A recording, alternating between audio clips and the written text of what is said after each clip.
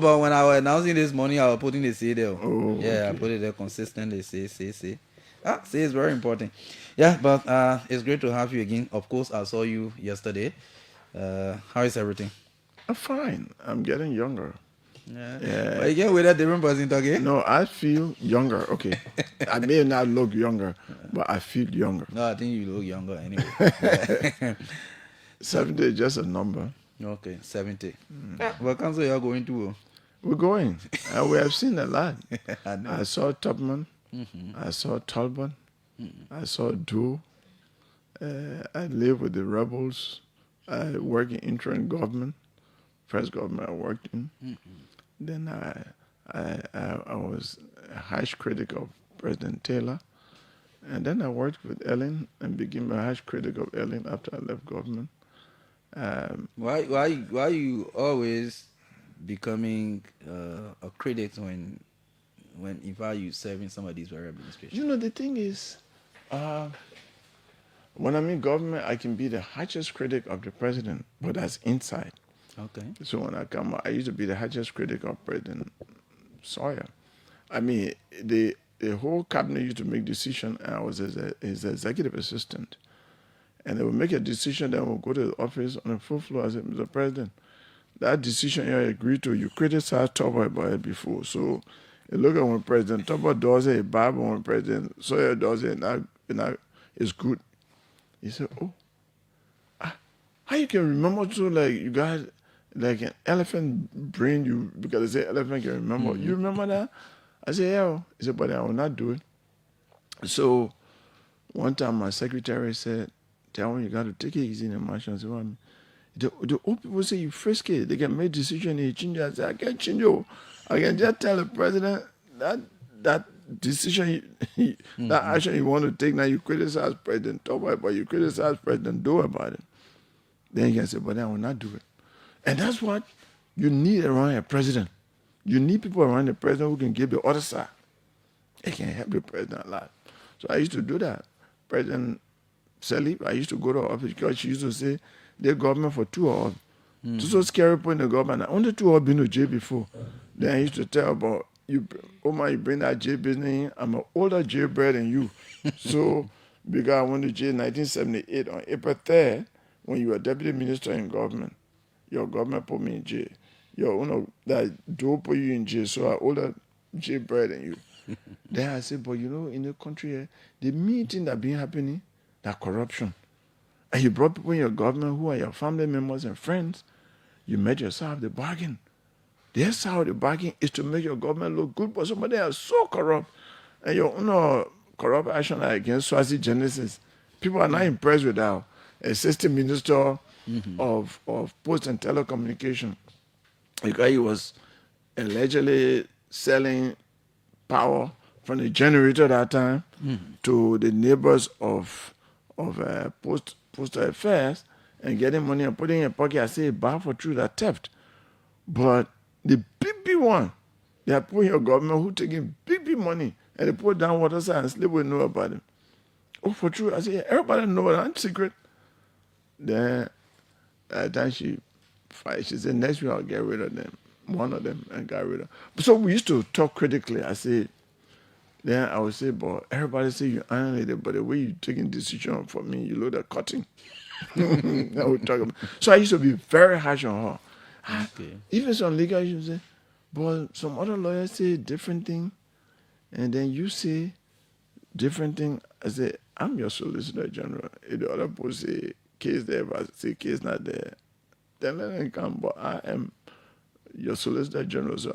So yeah, I people can know I'm criticizing when I leave, but not that when I'm inside I can't criticize. Okay. But you cannot have direct access to the president. Then you come outside to criticize. I see some people doing it in the government. I say, are they just trying to look for PR to say, I'm talking in there. But you can't be in there. Like here, you work in the station here. If the head of this station, there's something wrong, the hallway that you can't go on the radio. On the radio, I'm talking now that the hallway that, I mean, that one has opportunistic popularity you're looking for. Because you're in there. If you really want to correct, you are right there. You can correct it. You don't. So that's why some people want to let government say, but how come when you're in government you're not talking? I say, I was talking there. But did I have to come tell you I'm talking there? Then I cheap popularity. Because the whole thing is to fix, to correct things. And if you have direct access to correct, why do you have to come outside? And I think it's I just mean, political. Some people can do yeah, it just so they can say, and you remember when I was there, I was talking. But yeah. it's That not, teaches a lot of lessons. So yeah. I think it's something for people to take cue from. You can be inside, and instead of criticizing inside, you come outside to criticize. Why you can say indoor, you come outside To and say, hey, correct it. I see yeah. some lawmakers who are part of the Unity Party government who campaign for the Unity Party government, right? There are things going on wrong, and they go in there. Instead of going there to correct it, they have direct access to Unity Party members who are ministers, right? Who are heads of agencies and corporations. Because your real idea is to make the country move forward. It's not for you to say a different, even though I inside, but yeah, my own, it's a bit of selfishness. You know what I'm saying? If you want to correct things in your interest, you have direct access. In fact, you lawmaker, you can even call a minister to your office, not even officially, because you and say, look, this thing going on in your ministry, this is how I look at it. Because some of them being ministers before, some of them being, working in the executive branch. We give background. Maybe the person is making honest mistake, right? You don't have to come out to say it because you want to correct things. That's how we want the government to operate.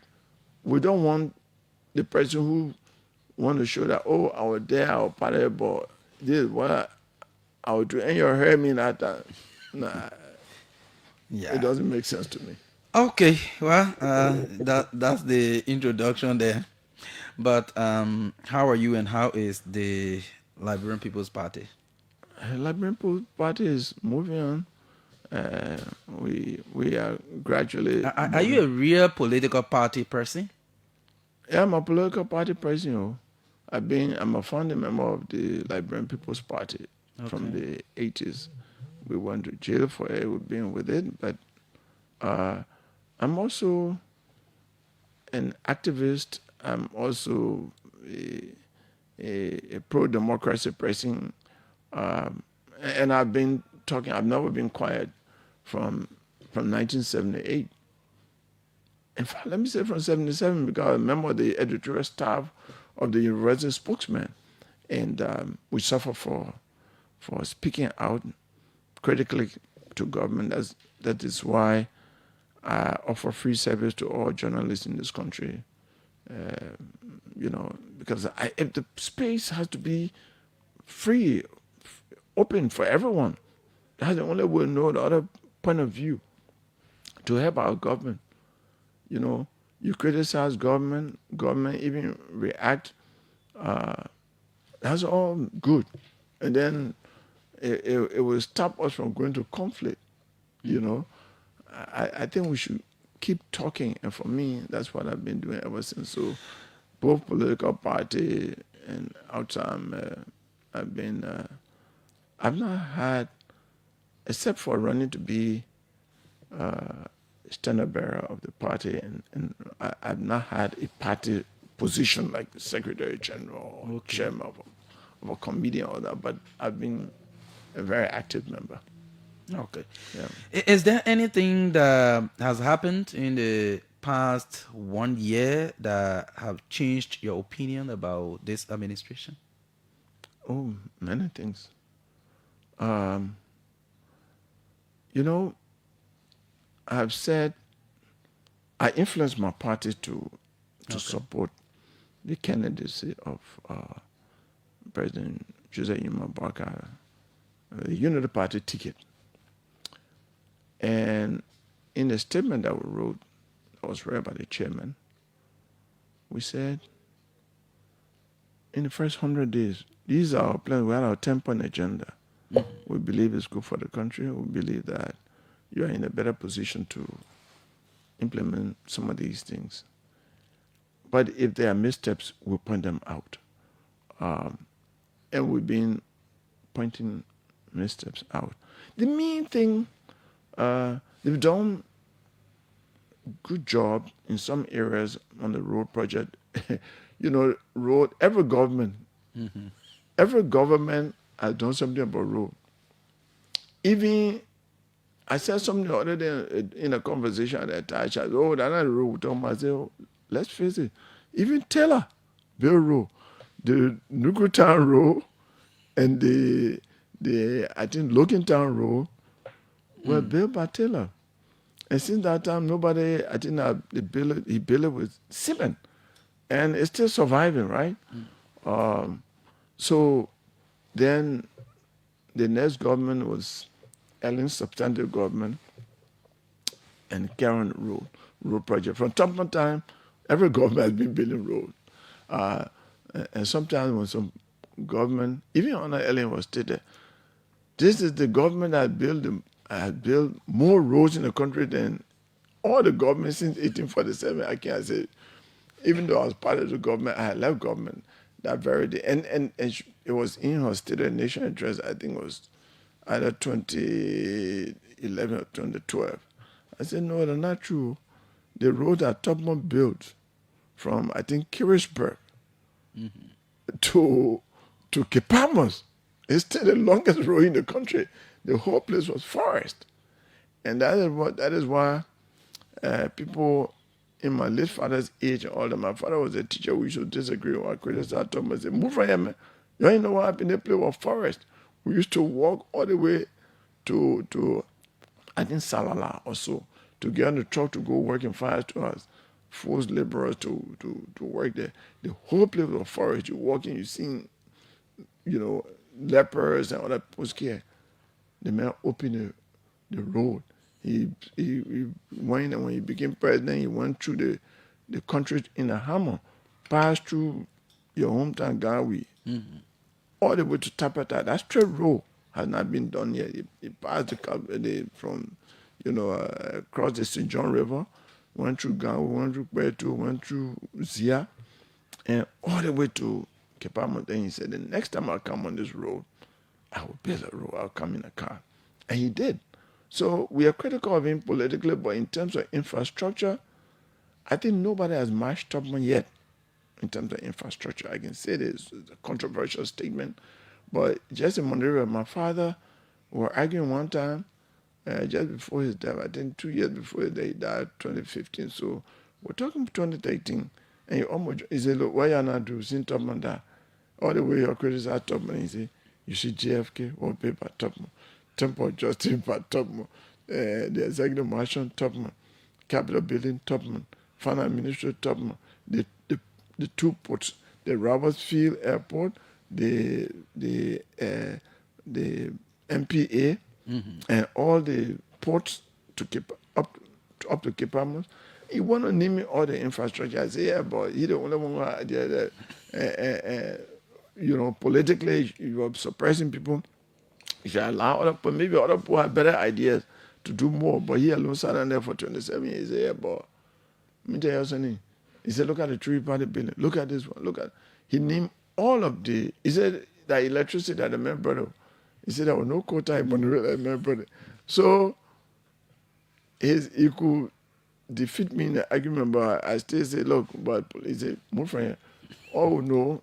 He said, then the man built schools from every town, every major town along the road, Cllr, Ganta, Tapata, Gray, Zule, all those schools that he built up to Kipamos, that's the same school that stayed there. I said, Papi, you're right, you were three parties, because other than I used to see him go to three-party meeting, he would come from there, and we three-party shite, because so they're funding shite that trip coming from convention. And that one didn't.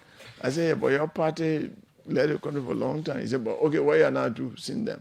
Now, so in terms of opening access to Southeast, this government has clear credit. Nobody can, And the thing that contrasted and makes it even better and bad for the previous government is that the head of the previous government came from the Southeast, from Grand Crew. And by the way, I campaigned all over the country. I went to 354 towns. And I went to Southtown. The road was so bad.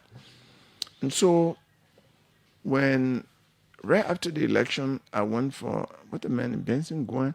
He was a member of the House of Representatives from District 1 Grand Judah that died. He was a friend, so I went for the funeral. My Guian, eh? I think that was the Oh, okay. yeah, Guian. So I went for the funeral. I think it was in January or February that year. I went on the radio. I said, "What? This road came on." And that time my pickup was brand new. I said, if government doesn't do anything this dry season, when rainy season comes, the whole of Southeast will be cut away from Monrovia, from Liberia. I went on the radio, two radio stations in Zurich. I said that when I came to Monrovia, I came on this very radio station with Clarence Jackson, and I said, I'm calling upon the government to do something this dry season about that road connecting Tapeta and Zurich. Otherwise, the Southeast will be cut off. I don't take credit for doing it. I believe they had their plan, but that was done. And since that road was done in 2024, every year the government is doing something in dry season. It has reduced the transportation to the southeast and has made it easily accessible. So goods can move up and down, which helps the economy too. That is a plus. That has to be said. But in the area of health, agriculture, I said some time ago in Tisu, Lofa County is in the Saye district. I went there because I bought 5 bags of rice from a local rice producer. I made a video about it in Monrovia. When I went there, they had a big program. They invited me to be the keynote speaker. When I said, "Oh, if President Boakai, at the end of his 6 years, does not make Liberia self-sufficient in rice production or substantially cut down the importation of rice, then he has failed." Because that the area will know him for agriculture, from LPMC to Ministry of Agriculture. I said the same way many Liberians say George will have failed because he a celebrated footballer. We can't even win Waffle Cup, the West African Cup. We didn't win. We're not finalists in the African Cup. So I'm not even talking about World Cup, right? So many people say, we tried a football academy, or academies will have been built to train more Liberians, and there will have been a significant improvement in the performance of the Liberian football team. Since it failed for some people, that was failure. He built children park here and there, but now what Liberian people expect of him, because even when he was running, he himself said, "Oh, you will build a stadium in all of the counties, the football will improve." It didn't happen. So Liberian people. So Honor Baka is doing things on road and all of that. He said road. But that road must be to improve agriculture. If agriculture, especially rice production, is not improved, we'll put an X and say Ife, right? Then the next thing is health. As long as Liberians are still going to Ghana, not for medical treatment, just to know what is wrong with them, no improvement has been made in the health sector. My family is a victim of it. We had our brother, Vopil Gongloe, election magistrate. He spent a long time at JFK or taking treatment. They didn't tell us, they didn't know exactly what was wrong with him. Finally, they say, "I think you got to take Mr. Gongloe to Ghana so you can bet." By the time he got to Ghana, it was little. First thing they call, 5 pints of blood. I send the money. They say the blood just passed like water because by that time the system had broken down.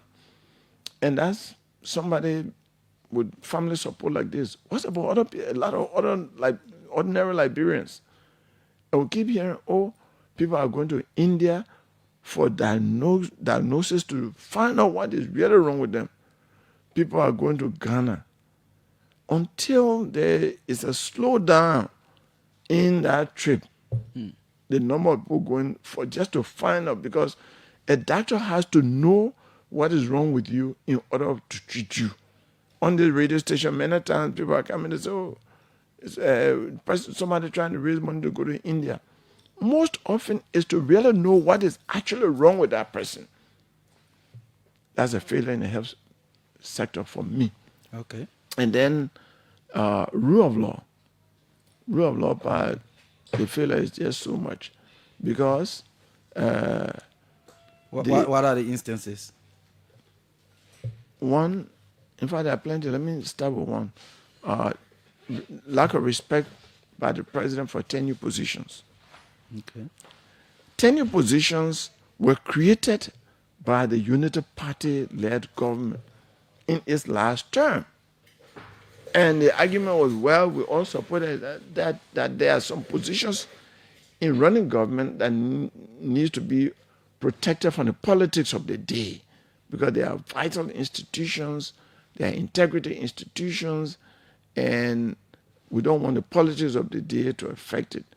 That was a convincing argument. It didn't stay long, those positions passed. Then we came to power, CDC came to power, and it started, governments create spaces for their people. The first action it took, the matter went to Supreme Court say, you are wrong. The tenure positions are consistent with the Constitution. Article 89 talk about it, talk about GST and other commissions, and say other commissions. So it's consistent. If you don't want, we'll take the labor law, you'll pay the president for the remaining time if you don't want the president, but that position is protected by law. We didn't expect Unity Party that was the author of the law. It's like you write a book that is popular, the bestseller, then you get to power and find out that that book will embarrass me. Then you ban it, and anybody who read the book will be jailed. And the party gets to power, it dismisses people from LTA, from different governance commission. I didn't know about like 4 cases. All in 5 prohibition. The Supreme Court consolidated the prohibitions and rule against the government. I think for 4 cases, say, in fact, what you're doing, you define us, because we already have a ruling on this. And our ruling from Wiatan was supposed to guide government, in subsequent actions. We said, if you don't have then they went and suspended.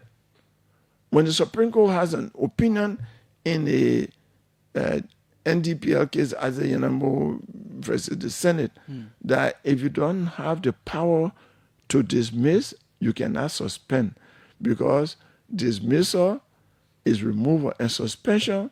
Dismissal is permanent removal and suspension is partial removal. So the Supreme Court say, if the laws are not give you power to remove, you cannot suspend. That law is clear. But as I speak to you, the chairman of the National Independent Human Rights Commission is under suspension in violation of the Supreme Court opinion. Now, you can't say that and say you respect rule of law. That's one area. The other area is the police. Police performance is miserably poor when it comes to public safety. If you are driving in Mecca and since the government came to power, Greco Coma, the IG, I respect him. I used to train at the police academy.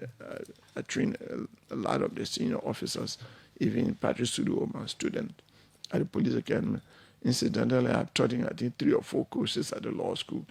I like to be, I said, the thing you're doing there, we're training you to make it better. But the thing is that he raised a lot, the hope of the Liberian people. Public safety, number 1. There will be no tinted glass car under my administration. There will be no car without a license plate. And he stated all those things and people felt good because safety is so important. But under administration, tinted glass car, I like to say, we're promoting tinted glass car. I had tinted glass car too. I took out the thing. I said, especially when the drug thing started now, I've taken out my tinted. I said, we can't be looking for drugs And then we have some cars that have suspicion. Let my car not be part of the suspected cars. So I'm taking all that thing. The other thing is, I've saw in the some time ago. I've not checked recently, but some time ago, I saw one tinted glass car in the IG's convoy that had no license plate. I said, but this is like, do what I say, but don't do what I do. Then the other thing is, from the last administration to now, every time my driver is driving and they have police inspection, police will ask for driver license, vehicle registration, insurance. Those are all revenue areas. I have never seen one police officer, even also inspection, say, check your brakes. I want to see your brake lights, your tail light. Let's see your signal. Your tire is smooth. I remember those are the things that used to be inspection. Your tire is smooth. No, you can't let the car go. Your tire is too smooth. You got to change your tire. Or they advise you, look, go change the tire. We don't want to see the tire tomorrow. You know what I'm saying? That's public safety. See the number of accidents in the country. So police is not doing well on public safety. We talk about rule of, so that part of rule of law. I talk about not respecting your position, Supreme Court opinion, and public safety. But more than that, Millennium Challenge account, our major failure, rule of law. MCC said in 2025, we score 45%, and said on the last time they checked on where CDC also scored 45% in rule of law.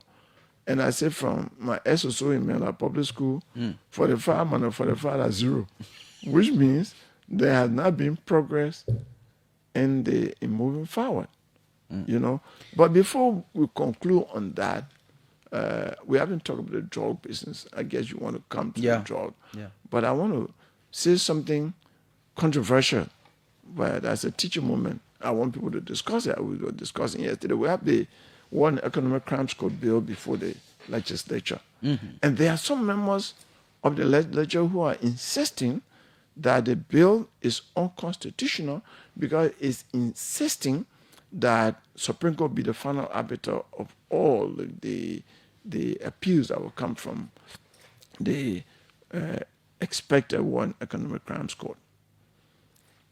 And I said, but a selective straightness, strict compliance with the Constitution you're calling for. If we look back, especially the members, when you look at the Senate and the House, I would say the only people who are constitutionally in the legislature are the senators.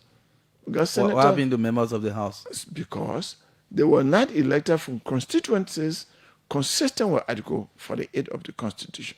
Article 48 of the Constitution says that representatives should be elected from constituencies. What they were elected from electoral districts. There is nothing in our Constitution but electoral districts. So when it comes to their own interest, they are selective about expediency and being liberal. It comes to the people's interest for us to have a court that will deal with impunity and strengthen the peace process so that it serves as a deterrent to future warriors and all of that, which is the people's interest.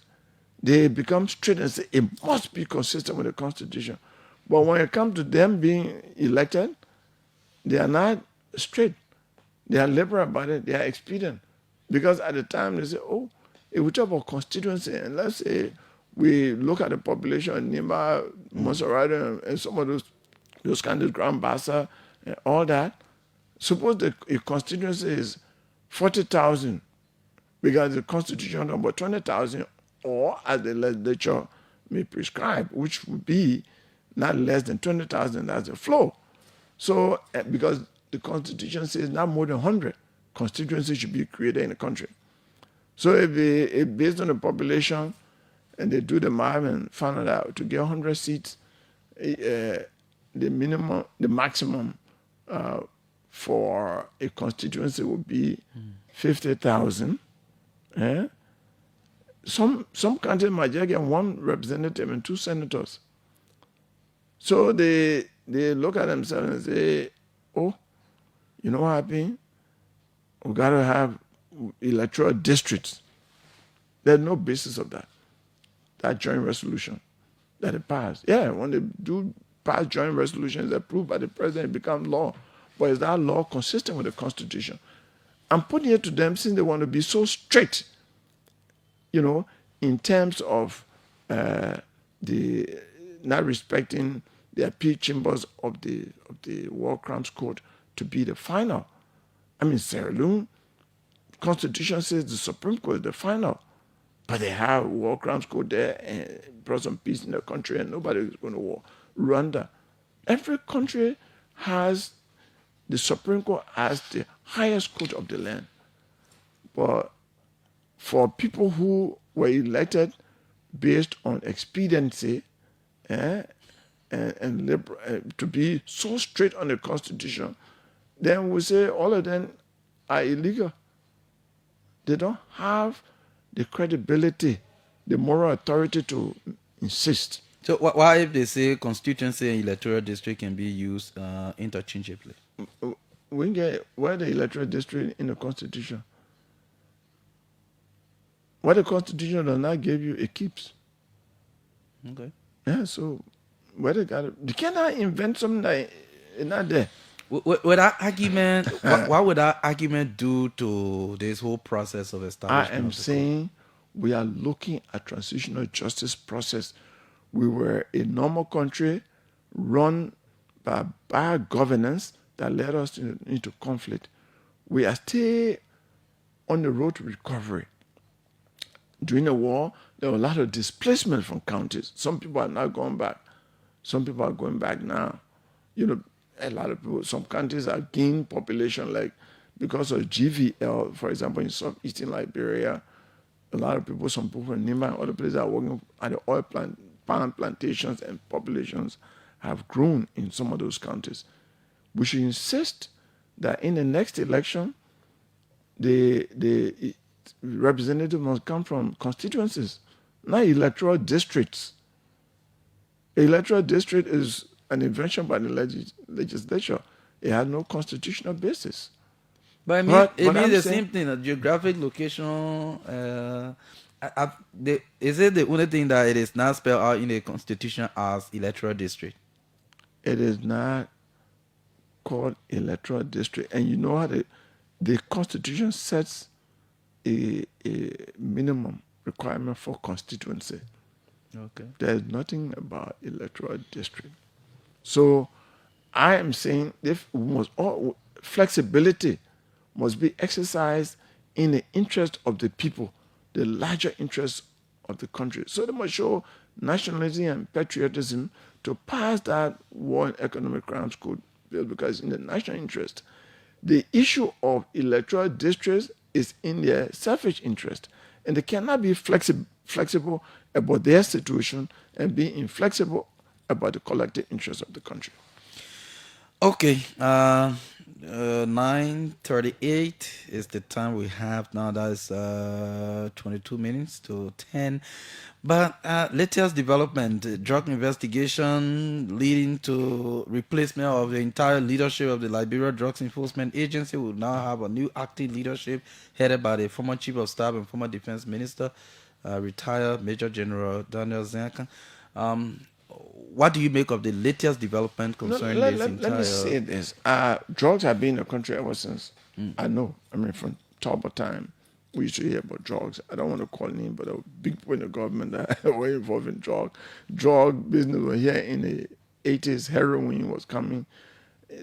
During the wars, were even worse. So we've been having drugs. But I must commend President Bouakai for the steps that he has taken thus far. Suspension, dismissal. These are all things that can have a chilling effect on would-be criminals. At least there are consequences for violation of the law. And finding the drugs and doing something about it, burning it, and on the way to prosecute people. I just, I was training the prosecutors last week in Kanta. I say, we must, prosecutors and investigators should work together right from the beginning of discovery of any crime so that the investigators don't make mistakes that will affect the effectiveness of prosecution. So on this drug issue, I'm encouraging the government for the investigators and the prosecutors to work together so that the evidence that will be available will be admissible evidence that they will acquire, they will get obtain the evidence through, I mean, legally through a legal means, right? Because you could be uh, strong, anxious to do something, zealous to do it and make a name, but then the result, what we want is for convictions to take place in his drug saga so it can serve as a deterrence. But if people who the community know to be really deeply involved are acquitted because the evidence was not acquired properly and therefore the government could not prove its case, it would not help us, it would be building impunity and promoting the activities of. Now, so the government has done pretty well there. But there are some lapses that I need to point out. One of them is the IG. The IG, people in government have to be careful when you make statements because statements can improve public trust and confidence in the government or undermine it. When the IG, maybe I got it wrong, but I've read in the media, I've heard that the IG said that there are senior government officials who are aware of the drugs and the movement of drugs in this country. Now, we don't expect our IG to gossip. Our IG is there to root out, identify the criminals. So if you know them and you don't arrest them, you don't call their name, then it's in violation of the law. Our penal law talks about hindering law enforcement. Part of it is concealing information. You cannot have that information if you know that there are senior government officials who are connected to the drug, arrest them, root them out. Because they should not be there for 1 second. There should be no compromise. You know, Okay. in this drug thing.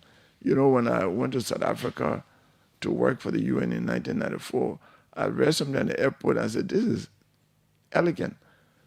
They say, and they were fighting AIDS, so they put a big board at the airport, Johannesburg Airport. No condom, no sex, no compromise. So there should be no compromise on any information leaking anyone in this country, whoever you are. You can be a member of the president's family, friends of the president, because they're the highest.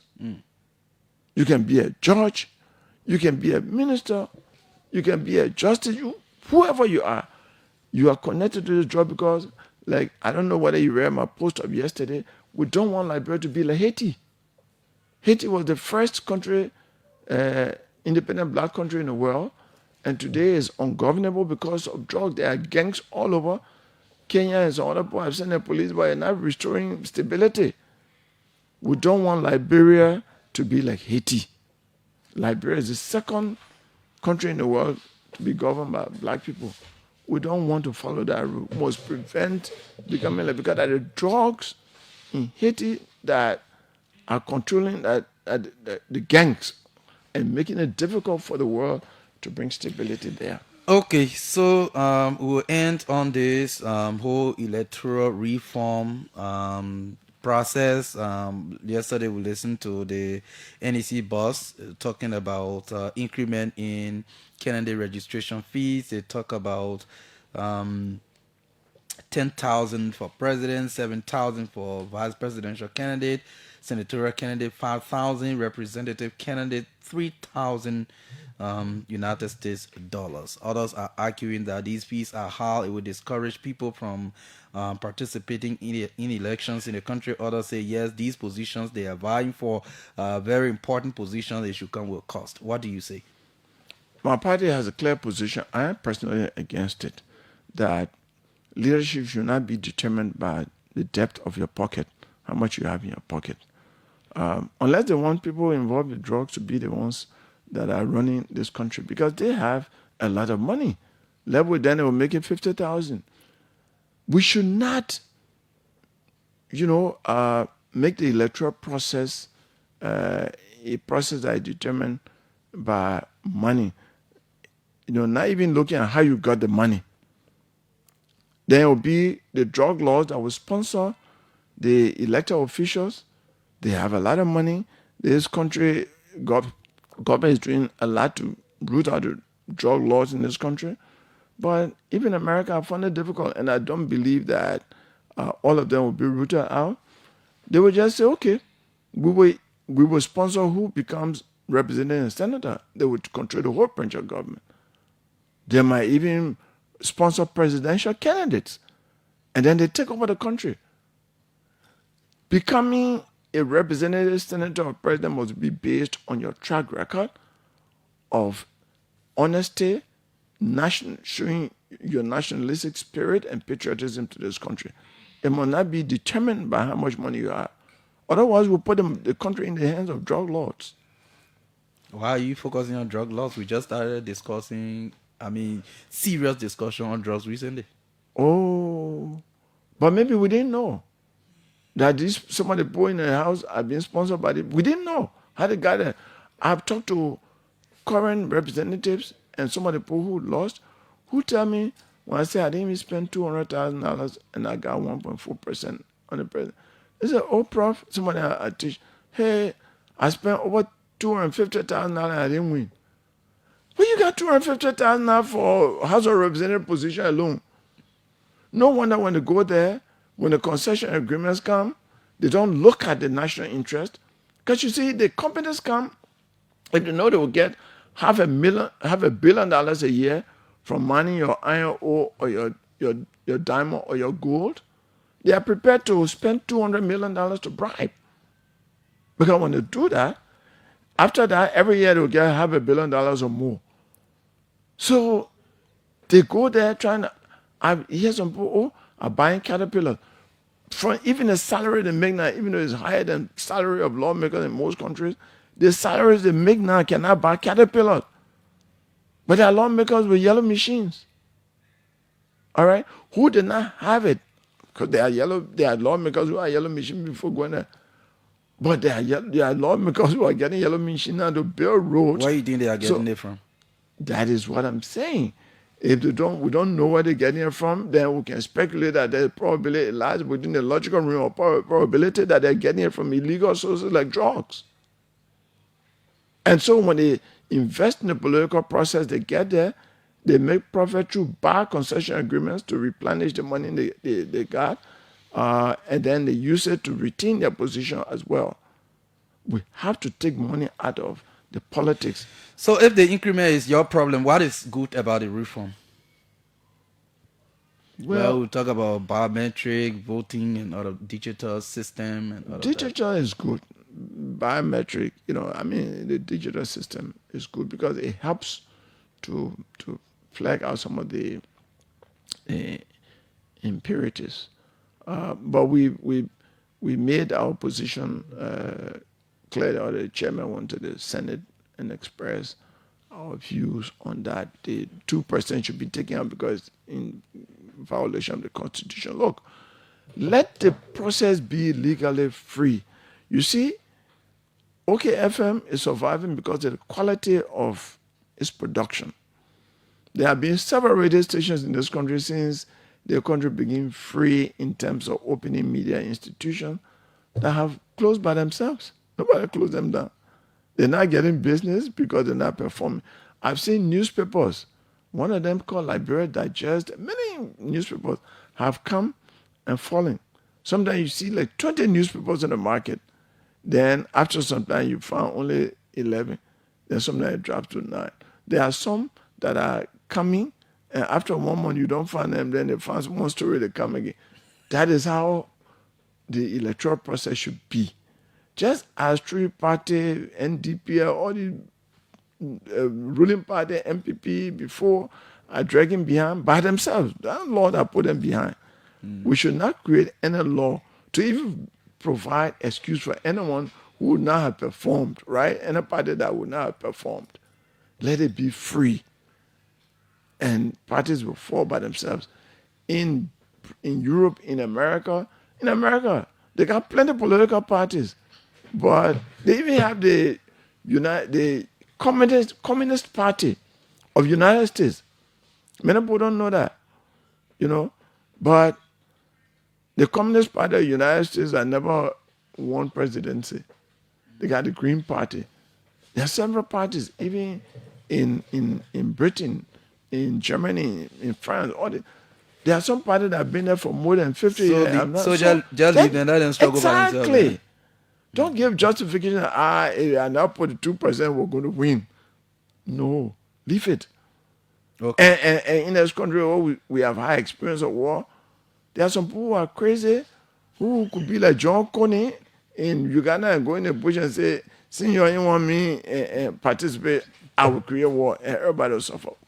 We should not give any justification for anything that will affect our peace, unity, and progress. Okay, we should not give justification for anything that will hamper our peace and progress in the country. Councillor Tiawan Saye Gongloe is my guest here this morning. He's the political leader of the Liberian People's Party.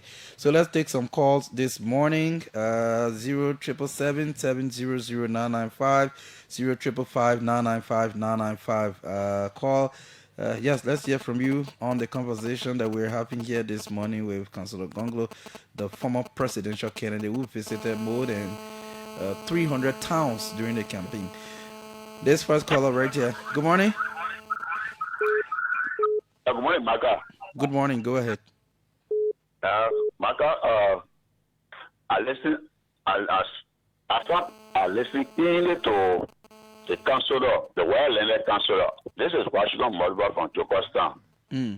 But actually, councillor, I'm just sorry because our country, people that actually want to see this country moving forward, they probably don't look at them as the best. But however, we will continue to follow you and we will pray after President Baka time, maybe after maybe first time or second time. Some of us were ready. Why not now? We're ready. No, but President Baka doing well now. For me, he's trying. Let me say he's trying. So I will pray for him to succeed. But actually, I made Maka the council. Every time he go on the radio, he will always say good thing about this country. So I'm not commenting from that. So all we are listening to him, we are following him, but we do it now. Let we all pray. Yeah, but Jerry remember the council is in his 70s now. Yeah, God tries the best. It be something, nothing what God say. The day God ready for you, nothing will stop it. All right. You want to call him an aging president? Good morning. Good morning, people of Maka. Good morning. Morning, go ahead. Good morning to my honorable man, my kinsman. Good morning, sir. Good morning. My attention has been the decent work up. My name is Flem Shaw, and I call from Louisiana. My attention has been drawn to the decent work up. Honorable, please speak with our lawmaker that the decent work up bill they need to be revisited. Since 2025, we are still making $143, and they are saying that it's okay for us. We feed our children, we send our children to school. I listened to Mr. Amakore, Honorable, he said you can't eat after 7 o'clock. It will disturb your stomach. But if your food will prepare for you 9 o'clock, you're not eating when you're hungry. That's the time we receive our money for us to provide food for ourselves and our family. So why is it that our lawmakers, they are not visiting the decent work I do? Some of our brothers are security. They work 12 hours and they pay them $75. If they miss one day, they take $5 from them. And which, of course, they are not paying them $5 per day. Okay. It's somehow embarrassing. Okay. Okay. Good morning. Good morning. Good morning, Maka, and good morning to the Leather Council in studio. Morning. This is George Gongloe. I call you from Morovia. Okay. I just called to weigh in to appreciate Councilor Gongloe for the preparation this morning. Council, people like you in our society, are playing a role. Maybe you may not have the overwhelming authority of the Liberian people to achieve your political goal, but I would like to, thank you for your continuous guidance to the population and to government in our present and past as to how the state of our country should be. We appreciate you. We appreciate your continuous, stand, even in the legal profession, by training people that will come out to be good people in our society. I say thank you very much this morning and continue your good work. Thank you, Council. Okay. Thank you. Good morning. Good morning, Maka. Good morning. Go ahead. Yeah, let me say good morning to the councilor. Maka, the councilor and one of many of you, right? So now you can help me. I'm lying to you. I did put suffer out today. How? Very good. Like, he said you are friendly with Ellie, my brother. Friendly with or working in her administration? Friendly with or working in her administration? I don't know, but probably they were connected, right? He said to visit her to her office. So I expected him to tell me that it's one of the regime that everybody wants to support. So please, let's see how best we can build the security system. Anytime we should do our recruitment, we should be discussing about recruitment about national army again in the country. But they all feel that when they come out of the different, they're making ourselves new. And they were done here 1 year, they don't want to suffer there and somebody tapping it. But today, they're still living by the same political way. Okay. Good morning. Yeah, good morning. Good morning. Go ahead. Yeah, Maka, how's the morning? Yes, I'm great. 30 seconds, please.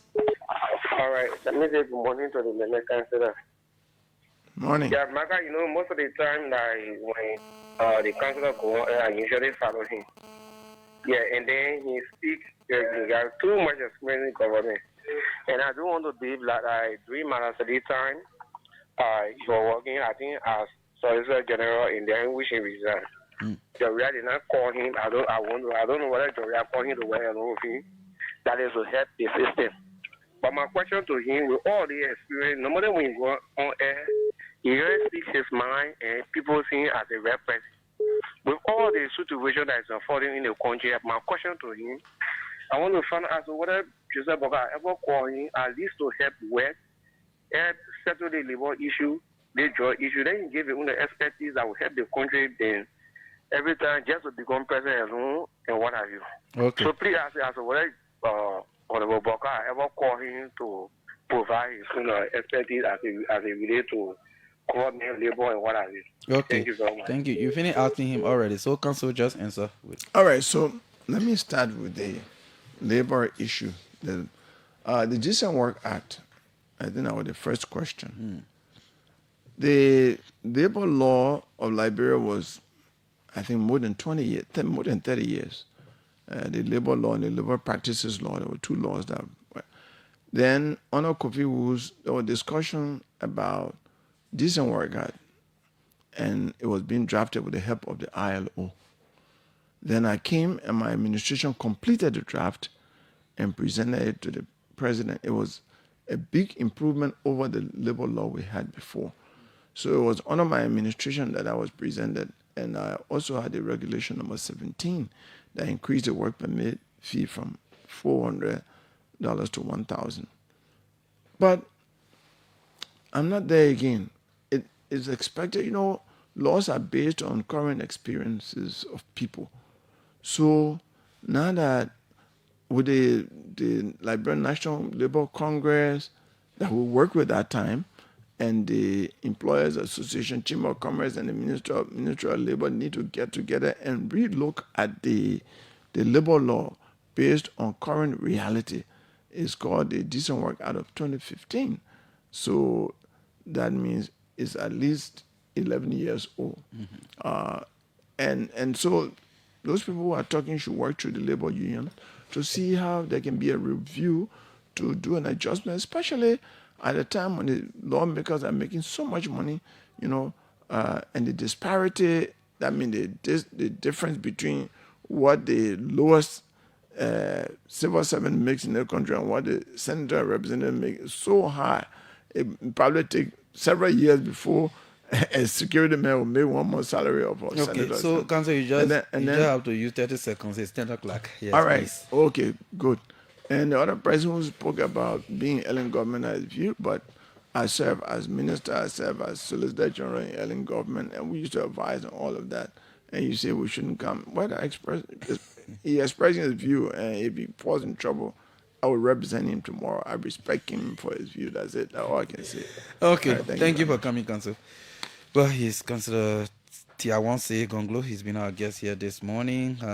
Political leader of the Liberian People's Party, former presidential candidate, renowned Liberian lawyer. We're taking our leave. We'll be here tomorrow morning. Blessing Nimle, Abraham Kane. My name is Maka Davis. Have a wonderful Thursday.